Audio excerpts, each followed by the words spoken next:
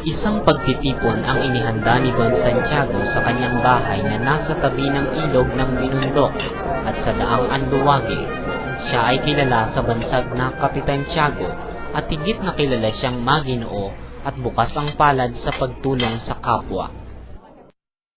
Halos puno ng tao ang kabahayan, magkakasama sa isang pulutong sina Padre Sibila, Padre Damaso, isang nakapaisano at isang kawal. Kaalis ko pa lamang sa bayang San Diego. Pagkatapos ng 20 taong panunungkulan, may 6,000 mamamayan doon at ang lihim ng bawat isa ay batid ko. At nang ako'y umalis, sino ang naghatid sa akin? Ilang matatandang babae at ilang ding hermano tersero. Gayong 20 taong nanirahan ako roon. Wala pong kinalaman yan sa desestangko ng tabako. Nabigla si Padre Damaso at halos mabitawan ang hawak na kopita. Ano? Hindi kayo nakaiintindi?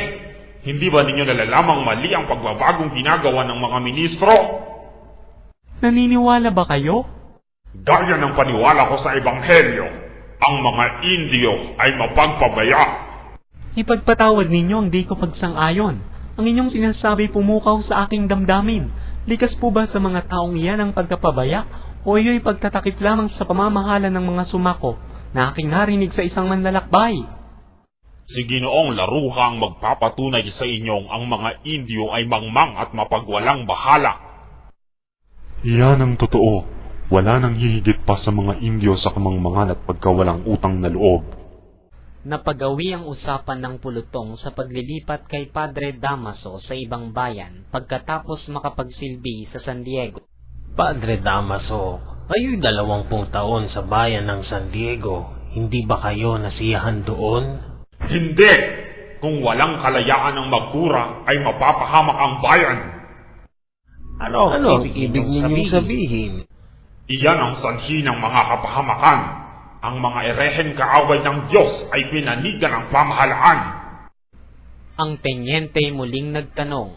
Hinarap siya ni Padre Damaso at mariing nagsalita. Kapag ang kuray nagpahukay ng isang bangkay ng isang erehe, kahit na ang hari walang karapatang makialam ni magparusa. Dapat ninyong malaman na ang general ay kinatawan ng hari. Bawiin ninyo ang inyong sinabi, kung hindi, bukas na bukas din malalaman niya ng general. Nagkainitan sina Padre Damaso at ang tenyente na magitan si Padre Sibila sa dalawa. Siya ay hindi nangungumpisa, ngunit isang kasinungalingan na sabihin siya ay nagpatiwakal. Matapat siya sa kanyang tungkulin, sa Diyos at sa lipunan. May kaisa-isang anak na nasa Europa, kaya walang dahilan upang siya ay magpatiwakal. Nang dumating ang kura sa San Diego ay pinabugbog ang koadyator at pinahukay ang bangkay upang ibaon sa ibang pook. Nang mabatid ito ng general ay inilipat sa isang bayan si Padre Damaso. Pagkatapos ay lumayo ang tenyente. Unti-unting nagbalik ang katiwasayan sa bulwagan.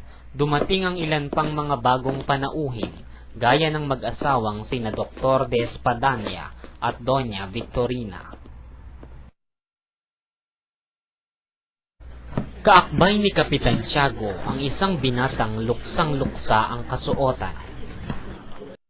Ikinararangan kong ipakilala sa lahat si Ginoong Crisostomo Ibarra, anak ng nasira kong kaibigan, na darating lamang niya buhat sa 7 taong pag-aaral sa Europa. Aba, ang kura sa aking bayan at matalik na kaibigan ng aking ama. Hindi ka nagkamali. Ngunit hindi ko kailanman naging matalik na kaibigan ng iyong ama. Hiyang-hiyang napayuko si Ibarra at tumalikod. Napaharap siya sa tenyenteng kanina pa nagmamasid. Kayo ang anak ni Ginoong Rafael Ibarra? Salamat at nakarating kayo ng walang sakuna. Nagkaroon po ako ng pagkakataong makilala ang iyong ama. Siya'y kilalang marangal. Ginoo, ang papuri ninyo sa ama ko'y pumapawi sa aking hinala tungkol sa kanyang pagkamatay. Lumapit sa umpukan ng mga binata si Ibarra upang makipagkilala. Mga Ginoo, ipahintulot ninyong ipakilala ko ang aking sarili tulad ng kaugalian sa Alemanya dahil sa kawalan ng magpapakilala sa akin. Hindi ko nais dalhin dito ang kaugalian sa ibang lupain sapagkat tayo rito ay may likas na kabutihang ugali, ngunit ako'y napilitan. Mga Ginoo, ang pangalan ko'y Juan Crisostomo Ibarra y Magsalin. Isa-isa namang nagpakilala ang mga nasa umpukan na mukhaan ni Ibarra ang isang makata roon. Ang inyong mga tula ay bumuhay sa aking pagmamahal sa aking bayan. Ano ang sanhi ng hindi ninyo pagsulat? Ang isipan ko'y ayaw kumilala at magsinungaling. May isang makatang tumula sa katotohanan at siya'y pinag-usig. Pagkatapos ng pakikipag-usap ni Ibarra sa makata, siya'y lumayo at lumapit naman sa kanya si Kapitan Tinong. Ginoo, ako'y si Kapitan Tinong, kaibigan ni Kapitan Tiago at matalik na kakilala ng iyong ama. Maaari po bang makasalo namin kayo sa isang pananghalian bukas? Salamat po, ngunit uwi po ako bukas sa San Diego. Isa-isang nagtungo sa hapagkainan ang mga panauhin. Si Padre Sibila ay masayang-masaya, samantalang masama naman ang loob ni Padre Damaso. Pinag-aagawan ni na Padre Damaso at Padre Sibila ang kabisera. Ang luklukan po'y para sa inyo. Kayo ang unang kakilala at kompesor ng nasirang may bahay at alang-alang din sa inyong gulang, katungkulan at kapangyarihan.